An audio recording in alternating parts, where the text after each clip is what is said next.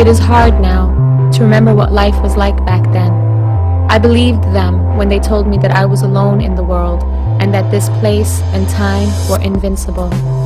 Before that day in September, in April, in December, in May, in November, when this city's veins opened and we lived 100 years of history in one afternoon. The world has changed, and we have changed with it. The stories we were told about ourselves and our place in the world no longer seem to make sense, and they have left us to walk these streets as strangers. And so we walk, and we listen to other voices in other places.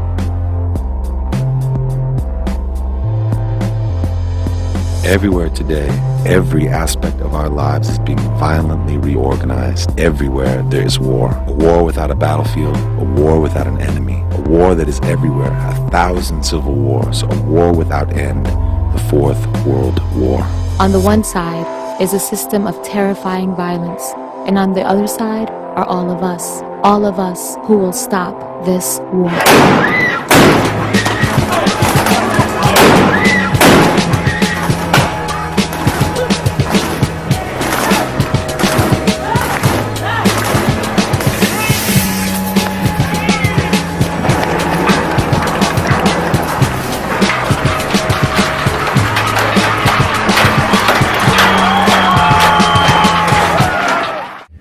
We walked, and in every place the war looked different. In some places it killed with bullets and bombs, and others with hunger and neglect. In some places it worked through global institutions and agencies, and others through local thugs and profiteers. Corporate globalization, neoliberalism, empire. The logic that this violence served was called different things in different places, but everywhere it was the same. It was fragmentation, isolation, fear. It was the rule of money and the market extending itself over every inch of the planet and every aspect of our lives. We walked, and days came that ripped these streets open. Days when the war was not a story they told us. Days when the war was here, under our feet.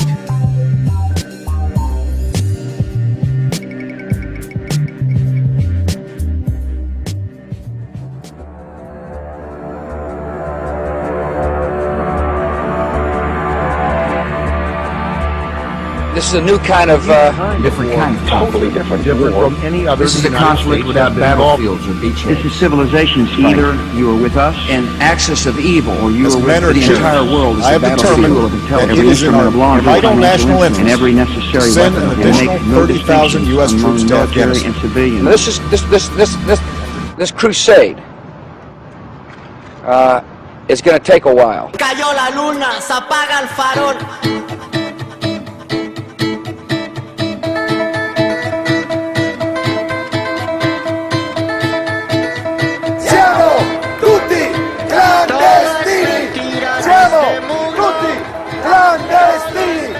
Did you feel it too that day in the streets of Genoa, the hot sun and 200,000 of us? And you took my hand saying, "Welcome home," while we spoke in scraps of English, Spanish, Italian.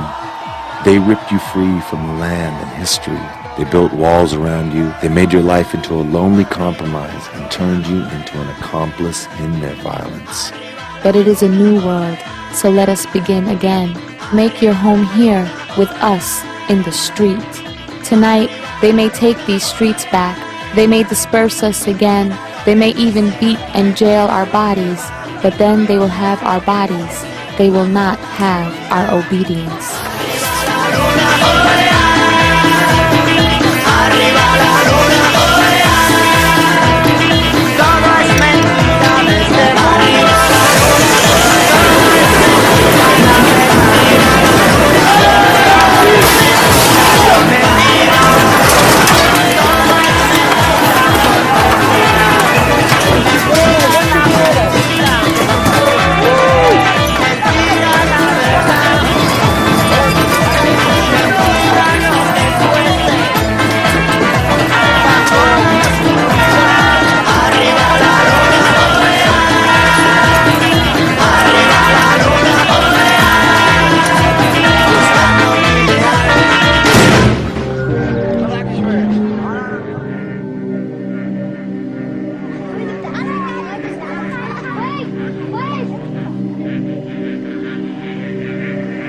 The evil folks still lurk out there.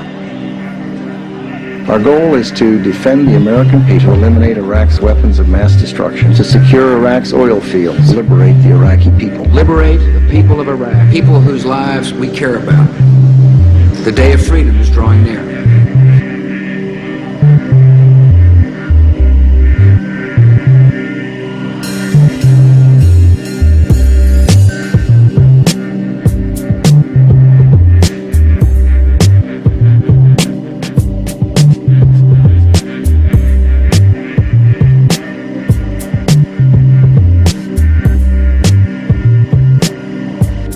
And then the Empire spoke again, and it tried to drown our voices in the deafening violence of war. There could have been no clearer statement of global public opinion, and they went to war anyway.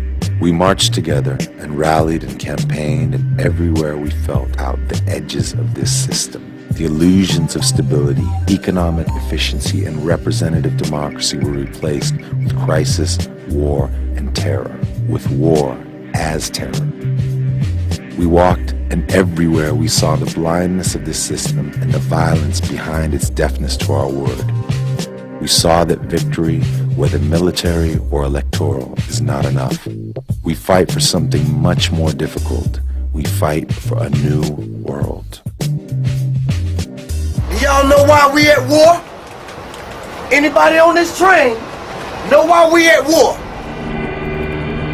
One of the great goals of this nation's war is to restore public confidence in the airline industry. Fly and enjoy America's great destination spots. Get down to Disney World in Florida. Take your families and enjoy life the way we want it to be enjoyed.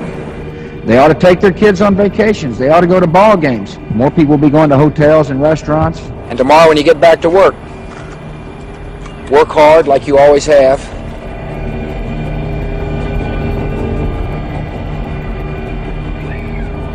We are at war, they tell us. You are at war. The war has come home, and nothing will ever be the same again.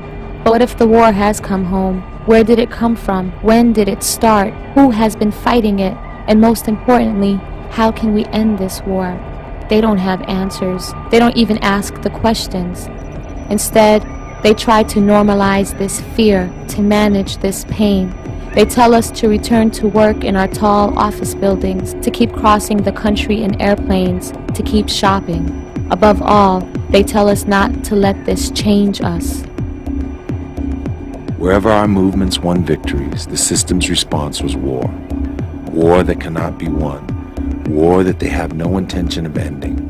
War that is irrational, inefficient. War that does not end, that is an end in itself. They try to break our spirit with arbitrary violence, to occupy our dreams with fear and despair. But we refuse to surrender to their terror. We refuse to surrender. And our refusal is a stone against their tanks.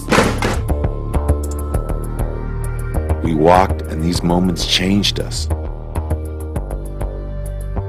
We saw the buildings burning and the pain in our neighbors' eyes. We rushed bayonets in the mountain and lines of police in the city. We were touched by too much death.